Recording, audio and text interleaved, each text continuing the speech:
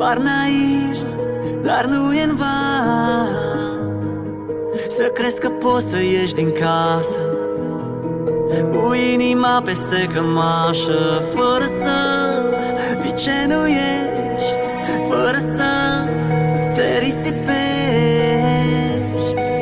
la cea mai mică adiere, să te transformi în praf de stele. Câte drumuri ai să bați până ai să te găsești, câte vise ai să aduni fără să se facă scrum. Hai să cauți soarele în furtuni, hey, și câte nopți vei sta cu gândul doar la ea, și câte va durea când de tine va uita. Vei vedea că alta o să-ți fure inima. Știi, copile, că tu ești o minune din povești. Multă lume va încerca să te facă să renunți, să te facă să te ascunzi. Sunt aici și nu voi lăsa. Știi, copile, că voi fi lângă tine zi de zi. Nu ai cum să te rătăcești. Fără rimă e altă vers, dar ai să o găsești din mers. Nu te opri și ai să reușești.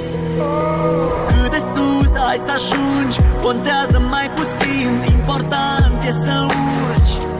Fericirea e pe drum, nu-i la capăt, e aici acum.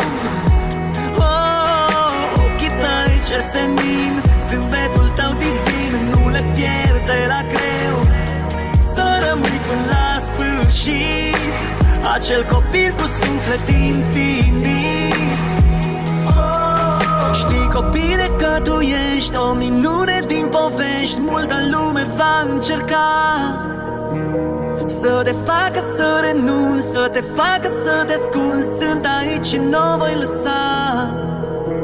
Știi, copile, că voi fi lângă tine zi de zi. Nu ai cum să te rătăcești. Fără rimă e altă vers, dar ai să o găsești din mers. Nu te opri și ai să reușești. Știi, copile, că tu ești o minune din povești. Multă lume va încerca. Mulți ani trăiască, la mulți ani. Mulți ani trăiască, mulți ani trăiască, la mulți ani. Cine să trăiască, cine să trăiască, la mulți ani. Iani să trăiască, Iani să trăiască, la mulți ani. Știi, copile, că